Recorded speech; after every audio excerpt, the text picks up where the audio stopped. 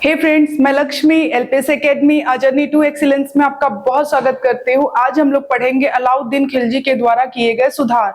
बहुत ज्यादा इंपॉर्टेंट है। अलाउद्दीन खिलजी या अली गुरशास्प बोल लीजिए।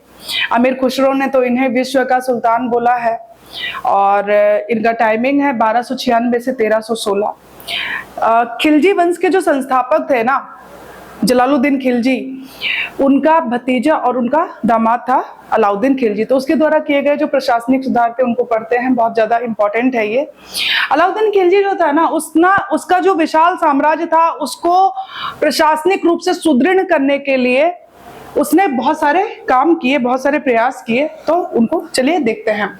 अलाउद्दीन खिलजी एक विशाल साम्राज्य स्थापित करने के बाद उसे प्रशासनिक रूप से सुदृढ़ किया और जहां की सरकारें दुर्बल थी, कमजोर थी, वहां पे उनको सही रूप देने के लिए, सुदृढ़ रूप देने के लिए वहां पे कठोर राज्यपालों के नियंत्रण में उनको ले आया।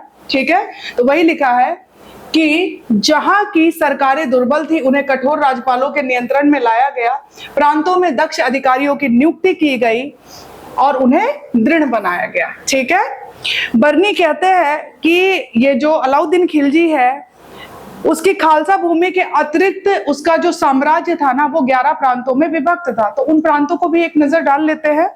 जैसे पहला आता है आपका गुजरात, मुल्तान और सिबिस्तान, तीसरा है दीपालपुर, चौथा है समाना और सुनम, पांचवा है धार और उज्जैन, छठा है झायन, सातवां चित्तौड़, आठवां चंदेरी और इराज, नौवां है बदायूं, कोइल और कर्क, 10वां है अवध और 11वां है गढ़ा। इन प्रांतों में दक्ष अधिकारियों की नियुक्ति की गई और जिसमें प्रमुख थे, कौन सा किसके नियंत्रण में था ये हम लोग देख लेते हैं। मतलब कहाँ का कौन अधिकारी था। जैसे अलग का जो है ये गुजरात में था, ताजुल मुल्क काफूरी मुल्तान तथा सिबिस्तान, गाजी मलिक तुगलक दीपालपुर और लाहौर, मलिक नायक अखुरबेक मैसरा समाना और सुनम या सुनाम, आइनुल मुल्क मुल्तानी धार तथा उज्जैन, फखरुल मुल्क जायन व मलिक मुहम्मद चित्तौड़, मलिक तमर चंदेरी तथा इरज, मलिक दिनार, शहनाए अपील, बदायूं, कोइल व कर्क, मलिक तिगिन अवध, मलिक नसीरुद्दीन सुतलिया कड़ा। इसके अतिरिक्त कोइल अलीगढ़ और बरन बुलंदशहर उत्तर प्रदेश, मेरठ, अमरोहा, अफगानपुर, कबर और संपूर्ण दोआब एक गांव की भांति आज्ञाकारी बना दिया गया। और न केवल ये बनाया गया बल्कि इसे खालसा भूमि में मिला लिया गया और यहाँ से जो भी रेवेन्यू, जो भी राजस्व, जो भी टैक्स मिलता था उसे जो सैनिक होते थे उनको नगद वेतन देने के लिए यूज किया गया। लिखा भी है, एक बार मैं रीड कर देती हूँ। बुलंदशहर, मेरठ, अमरोहा, अफगानपुर, कबर और संपूर्ण दोआब दोआब मतलब दो पानियों के बीच का जो क्षेत्र होता है, गांव की भांति आज्ञाकारी बना दिया गया और उसे खालसा में सम्मिलित कर उसकी आय सैनिकों को नगद वेतन देने के लिए उपयोग में लाई गई। इस प्रकार अलाउद्दीन ने अपने साम्राज्य का विस्तार किया और वहां उसे एक प्रभावशाली शासन तंत्र में चेंज कर दिया। ठीक है, चलिए आगे बढ़ते हैं। देखिए, इनको सुदृढ़ बनाने के लिए उसने कुछ डिपार्टमेंट्स, कुछ विभागों की स्थापना की थी। तो उनको देखना बहुत इंपॉर्टेंट है। जैसे 4 विभाग थे, मोस्ट इंपॉर्टेंट है ना। अलाउद्दीन ने 4 विभागों के सहयोग से अपने प्रशासनिक कार्य का संचालन किया। जैसे पहला है दीवाने विजारत, दूसरा है दीवाने आरिज, तीसरा है दीवाने इंशा और चौथा है दीवाने रसालत। दीवाने इंशा बहुत पूछता है। दीवाने विजारत की अगर बात करें तो देखिए, जो सुल्तान था ना अलाउद्दीन खिलजी, उसका सबसे करीबी था वजीर, और जो ये वजीर था ना ये सर्वोच्च अधिकारी था और ये बहुत ही इंपॉर्टेंट था। एक तो करीबी था बहुत ज्यादा सुल्तान के, तो ये जितना योग्य होता था, जितना बुद्धिमान होता था, सुल्तान उतना ही सफल हो, मतलब कि सुल्तान की सफलता कहीं ना कहीं इसी पे डिपेंड थी। ठीक है, तो चलिए इसे पढ़ते हैं। दीवाने विजारत वित्त विभाग था। यह विभाग वजीर के अधीन था। शासन में वजीर का स्थान सर्वोच्च था, वह सुल्तान का निकटतम सहयोगी होता था। राजस्व वसूली की जिम्मेदारी इसी के अधीन में थी, इसी के अंडर में थी। इसके अतिरिक्त वह अन्य मंत्रियों और विभागों, जो और मंत्री थे, जो और डिपार्टमेंट्स थे, विभाग थे, उनकी देखरेख इसी की जिम्मेदारी थी। तथा शाही सेनाओं का नेतृत्व यही करता था, वजीर करता था। सुल्तान की सफलता वजीर की योग्यता पर आधारित थी। बर्नी ने कुछ कहा है और उनके कहे गए शब्द अपने आप में इंपॉर्टेंट है। बर्नी के अनुसार एक बुद्धिमान वजीर के बिना राजस्व व्यर्थ है, तथा सुल्तान के लिए एक बुद्धिमान वजीर से बढ़कर अभिमान और यश का स्रोत दूसरा है नहीं और ना ही हो सकता है। ये किसने बोला है? बर्नी ने बोला है वजीर को लेके। ठीक है, तो हमने दीवाने विजारत देखा, बहुत ही इंपॉर्टेंट। विजारत वजीर, विजारत वजीर याद रखिएगा, पूरा नहीं दिमाग में रखिएगा, विजारत वजीर। ठीक है, देखिए जब भी पैसे से रिलेटेड कुछ होता है तो वो अपने आप में इंपॉर्टेंट हो जाता है। वजीर के हाथ में था तो याद रखिएगा। दूसरा आ जाता है दीवाने आरिज। आरिज क्या था? जो उनकी आर्मी थी, सेनाएं थी, तो उनका विभाग था आरिज, और इसका जो हेड होता था उसमें भी आरिज शब्द है, तो आपको आसानी से याद हो जाएगा। दीवाने आरिज है ना, और आरिज है मुमालिक। तो याद रखिएगा यह सैन्य विभाग था और इसका सर्वोच्च अधिकारी आरिज मुमालिक होता था। वजीर के बाद यह दूसरा महत्वपूर्ण अधिकारी था। विजारत में वजीर, विजारत वजीर, और अब आ गया आरिज और आरिज मुमालिक। ये आर्मी थी और दूसरा महत्वपूर्ण अधिकारी था सेना की भर्ती करना, वेतन बांटना, सेना की साज सज्जा, दक्ष का वो कितने दक्ष हैं उसकी देखरेख करना, उनका निरीक्षण की व्यवस्था करवाना, युद्ध के समय सेनाओं को देखना और उसके बाद सेनापति के साथ जाना उनका प्रमुख कार्य था। तो ये याद रखिए, मतलब सेना से संबंधित जो भी कार्य होते थे वो ये करते थे मुमालिक। ठीक है, सॉरी, दीवाने आरिज, आरिज मुमालिक इसका हेड होता था। दूसरा है दीवाने इंशा, पत्राचार से संबंधित था और इसे याद रखिएगा, इंपॉर्टेंट है। यह शाही सचिवालय का व्यंजक था। इसका प्रधान दीवाने मुमालिक कौन था? दीवाने मुमालिक। यहाँ पे कौन था? आरिज मुमालिक। यहाँ पे आरिज शब्द है, कंफ्यूज नहीं होना है, आरिज मुमालिक। दीवाने मुमालिक इंशा का है, इंशा दीवाने मुमालिक, अथवा दबीर ए मुमालिक। तो दबीर शब्द आए ना तो याद रखिएगा दीवाने इंशा से है। इस विभाग का कार्य शाही आदेशों और पत्रों का प्रारूप तैयार करना, जो शाही आदेश होते थे, उनके पत्र होते थे, उनका प्रारूप तैयार करना था दीवाने इंशा का काम। और प्रांतपतियों और स्थानीय अधिकारियों से पत्र व्यवहार करना और सरकारी आदेशों को सुरक्षित रखना। इस विभाग में अनेक सचिव होते थे जिन्हें दबीर कहा जाता था। तो ये पूछा जा सकता है दबीर किसका सचिव होता था? दीवाने इंशा। ठीक है, या दीवानी इंशा में जो सचिव होते थे उन्हें क्या कहा जाता था? दबीर कहा जाता था। दीवाने रसालत की अगर हम बात करें, यह विदेश विभाग था। ठीक है, फॉरेन डिपार्टमेंट था और इस विभाग का कार्य पड़ोसी दरबारों में, जो पड़ोसी दरबारी वहां पे मतलब दरबारों में भेजे जाने वाले जो पत्र थे उनका प्रारूप वगैरह तैयार करना, विदेश जाने वाले, विदेशों से आने वाले राजदूतों के साथ संपर्क स्थापित करना, यही सब इनका कार्य था। और सुल्तान अलाउद्दीन के अधीन था ये, ऐसा कहा जाता है संभवतः ये सुल्तान के अधीन था। तो ये पूछा जा सकता है कौन सा विभाग? तो जो विदेशी विभाग था। क्योंकि बर्नी इस पद पर कार्य करने किसी व्यक्ति के नाम का उल्लेख नहीं करते, बर्नी ने इस पर कार्य करने वाले किसी व्यक्ति का उल्लेख नहीं किया है, तो ऐसा अनुमान लगाया जाता है कि ये जरूर सुल्तान के अंडर में रहा होगा। ठीक है, तो ये था दीवाने रसालत। दीवाने रियासत की बात करें, रियासत, इस विभाग की स्थापना अलाउद्दीन खिलजी ने की थी। यह विभाग बाजार व्यापारियों पर नियंत्रण रखता था और इस विभाग के अतिरिक्त सरकार के अन्य कर्मचारी थे जो विभिन्न विभागों से संबद्ध कार्यों की देखरेख करते थे। तो व्यापारियों पर नियंत्रण रखने वाला दीवाने रियासत। चलिए, न्याय व्यवस्था की अगर हम बात करें तो अलाउद्दीन खिलजी ने निष्पक्ष न्याय की व्यवस्था की। न्याय के मामले में वह बलबन के समान ही कठोर नीति का समर्थन करता था। जैसे बलबन था वैसे ही ये भी उसी तरीके से कठोर नीतियां थी, इसकी कठोर पॉलिसीज थी। राज्य की सर्वोच्च न्यायिक शक्ति सुल्तान में निहित थी। जो राज्य की शक्ति थी, सबसे ज्यादा सर्वोच्च शक्ति थी, वो सुल्तान में निहित थी। और सुल्तान के बाद सद्र ए जहां, याद रखिएगा, सद्र ए जहां काजी उल कुजात होता था। नायब काजी अर्थात अदल काजी उल कुजात के अधीन कार्य करते थे। इनकी सहायता के लिए मुफ्ती होते थे। इनकी हेल्प के लिए कौन होता था? मुफ्ती होते थे, जो कानून की व्यवस्था करते थे। ठीक है, मैं फिर से रिपीट करती हूँ, ये बिल्कुल बलबन की तरह ही इसकी पॉलिसीज थी। राज्य की सर्वोच्च न्यायिक शक्ति सुल्तान में निहित थी, वही डिसीजन लेता था। सुल्तान के बाद कौन आता था? सदर ए जहां। सदर ए जहां काजी उल कुजात होता था, काजी उल कुजात होता था। नायब काजी जिसको अदल काजी उल कुजात के ये अधीन आते थे। ठीक है, इनकी सहायता के लिए मुफ्ती भी होते थे, जो इनकी हेल्प करते थे कानून व्यवस्था में। तो ये हो गया न्याय व्यवस्था। पुलिस व गुप्तचर विभाग की अगर हम बात करें, गुप्तचर व्यवस्था की, तो राज्य में शांति व्यवस्था बनाए रखने और विद्रोही प्रवृत्तियों पर निगरानी रखने के लिए अलाउद्दीन ने पुलिस व गुप्तचर विभाग की ओर विशेष ध्यान दिया। ठीक है, उसने पुलिस व गुप्तचर पद्धति को कुशल व प्रभावशाली बनाया।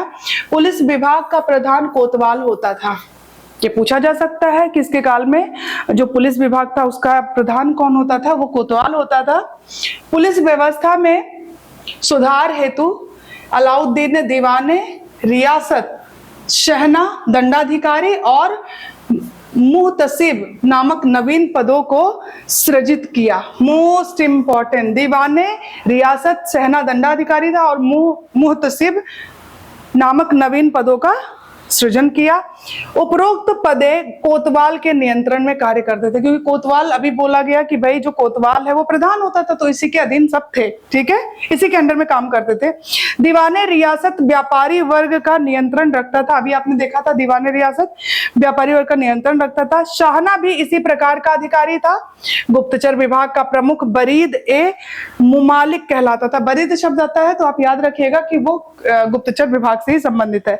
इनके अंतर्गत अनेक बरीद संदेश वाहक थे, जो शहरों में नियुक्त किए जाते थे। कहाँ पे? शहरों में, और ये गुप्त रूप से रहते थे। ठीक है, वे राज्य में घटने वाली प्रत्येक घटना सुल्तान तक पहुंचाते थे, क्योंकि एक तरीके से वो गुप्त रूप से रहते थे और जो भी चीजें होती थी वो सुल्तान तक वो पहुंचाते थे।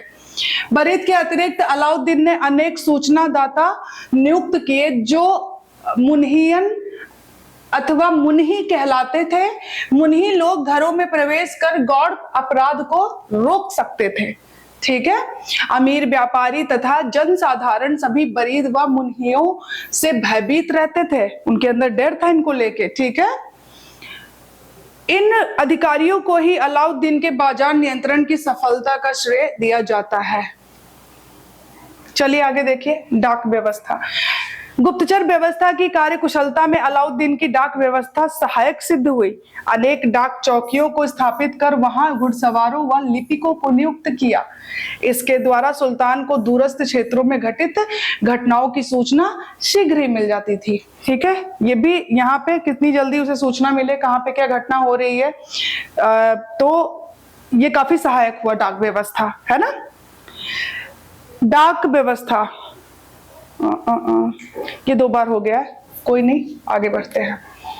सैनिक सुधार। एक सुसंगठित सेना अलाउद्दीन की विजय आकांक्षाओं की पूर्ति एवं उसकी निरंकुशता को बनाए रखने के लिए आवश्यक थी। अतः उसने सेना के संगठन में विशेष रूप से रुचि ली। सेना संगठन में उसने विशेष रुचि ली। दिल्ली के सुल्तानों में अलाउद्दीन प्रथम सुल्तान था जिसने एक शक्तिशाली स्थायी केंद्रीय सेना, ये रट लीजिएगा, स्थायी केंद्रीय सेना की स्थापना की। ये पूछा जाता है कि स्थायी सेना थी या नहीं थी, है ना। तो इसके पास एक स्थायी केंद्रीय सेना थी और फरिश्ता बोलते हैं कि उसकी विशाल सेना में 4,75,000 अश्वरोही थे, घुड़सवार। अलाउद्दीन खिलजी के समय में मंगोल सैन्य वर्गीकरण को सल्तनत की सेना में पूर्णतः क्रियान्वित किया गया। सेना की इकाइयों का विभाजन 1000, 100 और 10,000 पर आधारित था। मोस्ट इंपॉर्टेंट जो बता रही हूं इंपॉर्टेंट है, 1000, 100 और 10,000 में 10,000 पर आधारित था, जो खानों, मालिकों, अमीरों और सिपह सलारों के अंतर्गत थे। मंगोलों की तरह अलाउद्दीन की सेना में भी तुमन की व्यवस्था थी, जिसका उल्लेख अमीर खुसरो ने किया है। विश्व का सुल्तान अमीर खुसरो ने बोला इसे। 10,000 की सैनिक टुकड़ियों को तुमन कहा जाता था। ये पूछा जाता है और पूछा भी जाएगा, ऐसी इसे याद रखिएगा, तुमन। ठीक है, 10,000 की सैनिक टुकड़ियों को क्या कहा जाता था? तुमन कहा जाता था। मुख्य रूप से सेना में घुड़सवार और पैदल सैनिक होते थे। मुख्य रूप से घुड़सवार और पैदल सैनिक होते थे। युद्ध में हाथी का भी प्रयोग किया जाता था। मुख्यतः अगर पूछे तो घुड़सवार, लेकिन ऐसा नहीं है कि हाथी का प्रयोग नहीं होता था। ठीक है, युद्ध के अवसर पर सैनिक अपने स्थान पर किसी अन्य व्यक्ति को न भेज दे, इसकी रोकथाम के लिए अलाउद्दीन ने सैनिकों का हुलिया लिखना, है ना, इंपॉर्टेंट है, सैनिकों का हुलिया लिखने की प्रथा आरंभ की। दीवाने आरिज सैनिकों की हुलिया रखता था। ठीक है, दीवाने आरिज सैनिकों की हुलिया रखता था। इसी प्रकार उसने घोड़ों को दागने की भी प्रथा स्टार्ट की और पाएगा विभाग शाही घोड़ों की नस्ल सुधारने एवं अच्छी नस्ल के घोड़ों का प्रबंध का कार्य करता था। शाही घोड़ों की नस्ल सुधारना और अच्छे घोड़ों को शामिल करना, उसका प्रबंध करवाना, ये सब कार्य करता था। अलाउद्दीन ने सेना को मंजनिकों, अरदस एवं चरक जैसे उपकरणों से सुसज्जित किया। मंजिकों, अरदस और चरक जैसे उपकरणों से सुसज्जित किया। तो ये इंपॉर्टेंट है। तुमन 10,000 सैनिकों का जो सैनिक टुकड़ियों को तुमन कहा जाता था। युद्ध में हाथी का भी प्रयोग करते थे, लेकिन मुख्यतः घुड़सवार और पैदल सैनिक होते थे। ठीक है, चलिए आगे। सैनिकों के वेतन की बात करें तो अभी आपने देखा था कि वेतन नगद है ना। चलिए, सैनिकों को नगद वेतन देने की प्रथा की शुरुआत करने वाला प्रथम अलाउद्दीन खिलजी था। सैनिकों को हथियार, शिक्षा, रसद, वस्त्र व वेतन आदि सुल्तान से प्राप्त होता था। उसकी नियुक्ति और पदोन्नति सुल्तान पर निर्भर थी। अलाउद्दीन सैनिकों को नगद वेतन के बदले इक्ता का आवंटन बंद कर दिया। मतलब नगद वेतन के बदले इसने जो इक्ता दिया जाता वो बंद करवा दिया। सैनिकों को 234 टन का वार्षिक या 19.5 टन का मासिक वेतन मिलता था। ये इंपॉर्टेंट है। आर्थिक सुधार की अगर बात करें, दिल्ली के सुल्तानों में अलाउद्दीन प्रथम सुल्तान था जिसने वित्तीय एवं राजस्व सुधारों में गहरी रुचि ली। अलाउद्दीन खिलजी के आर्थिक सुधार दो प्रकार के थे। एक तो था बाजार व्यवस्था, दूसरा था भू राजस्व व्यवस्था। दो था, एक बाजार और एक था भू राजस्व, लैंड रेवेन्यू। बाजार एवं मूल्य नियंत्रण की अगर हम बात करें, अलाउद्दीन खिलजी के बाजार व्यवस्था के बारे में विस्तृत जानकारी बरनी की तारीख फिरोजशाही में मिलती है। तारीख फिरोजशाही किसकी है? वन लाइनर भी पूछ सकता है, तो ये बरनी की है। इसके अतिरिक्त अमीर खुसरो के खजाइनुल फुतूह, इसामी की फुतूहस सलातीन, इब्न बतूता के रेहला व शेख नसीरुद्दीन की खयारुल मजालिस में मिलती है। खजाइनुल फुतूह में अलाउद्दीन के आर्थिक सुधारों की प्रशंसा की गई है। अलाउद्दीन के बाजार नियंत्रण और उसके परिणाम स्वरूप वस्तुओं के मूल्य निर्धारण के संबंध में इतिहासकारों ने अलग अलग मत दिए हैं। इनको एक नजर देख लीजिएगा और नोट कर लीजिएगा, क्योंकि यहाँ से जो इनकी कृतियां है, जो इनकी रचनाएं हैं, वो पूछी जाती हैं।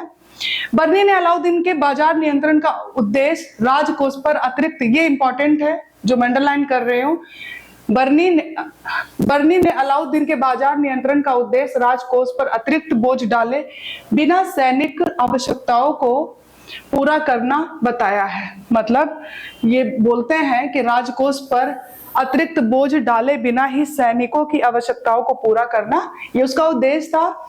फरिश्ता कहते हैं कि मूल्य नियंत्रण सुल्तान द्वारा शासित अधिकांश प्रांतों पर लागू था। ये कौन कहता है? फरिश्ता।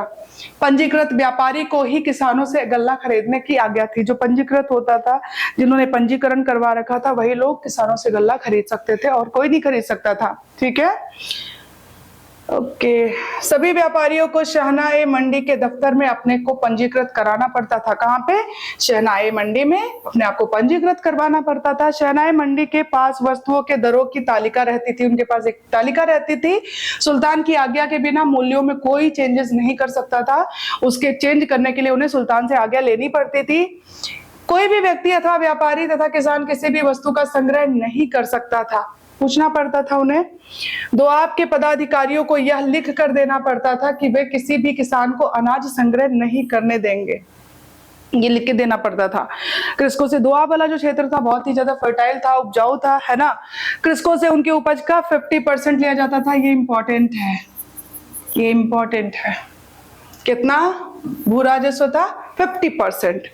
अलाउद्दीन ने राशन व्यवस्था भी लागू की थी। यह व्यवस्था केवल अकाल के समय लागू की जाती थी। मोस्ट इंपॉर्टेंट, अकाल के समय, है ना, ऐसी आपात स्थिति होती थी तब लागू की जाती थी। अकाल के समय प्रत्येक घर को आधा मन अनाज प्रतिदिन दिया जाता था। एक मेजरमेंट था मन, ठीक है। और अलाउद्दीन ने विभिन्न वस्तुओं के लिए विभिन्न प्रकार के बाजार संगठित किए तथा उनके लिए अधिनियम बनाए। ये बाजार थे अनाज मंडी, गल्ला बाजार और सराय अदल और घोड़ों दासों व मवेशियों का बाजार, और चौथा था सामान्य बाजार। फिर से रिपीट कर रही हूँ, कौन कौन से बाजार थे? अनाजे मंडी, गल्ला बाजार, सराय अदल, घोड़ों दासों व मवेशियों का बाजार और सामान्य बाजार। अनाज मंडी की अगर बात कर लेते हैं, इंपॉर्टेंट है गल्ला बाजार। यह अलाउद्दीन खिलजी द्वारा स्थापित बाजारों में प्रमुख था। नाम क्या था? अनाजे मंडी। नगर के प्रत्येक मोहल्ले में एक केंद्रीय गल्ला मंडी स्थापित की गई केंद्र में, और अनाज की खरीद बिक्री होती थी। नाम भी है अनाज मंडी। मंडी से संबंधित 8 नियम बनाए गए थे। इसमें 8 नियम थे। कौन कौन से थे इतना इंपॉर्टेंट नहीं है जानना, ये याद रखिए 8 नियम थे। बर्नी ने इन नियम की विस्तृत विवेचना भी की है। तो अनाज मंडी, अनाज की खरीद बिक्री की जाती थी। सराय अदल की बात करें तो बाजार सराय अदल अर्थात न्याय का स्थान था। यह सरकारी सहायता प्राप्त बाजार था। यह सरकारी सहायता प्राप्त बाजार था। इसमें सुल्तान के अधीन प्रदेश एवं बाहरी प्रदेशों के साथ साथ विदेशों से भी माल आता था, ठीक है। इस बाजार में बिकने वाली प्रमुख वस्तुएं थी कौन कौन सी? कपड़ा, चीनी, जड़ी बूटियां, सूखे मेवे, घी एवं दीपक जलाने के तेल आदि इसमें थे। इस बाजार से संबंधित 5 अधिनियम थे। इसमें 8 थे अनाज में, इसमें 5 अधिनियम थे। तो हमने अलाउद्दीन के सुधार को बहुत ही डिटेल में पढ़ा, और फिर मिलते हैं नेक्स्ट वीडियो में। खूब पढ़िए, खूब खुश रहिए। Thank you so much.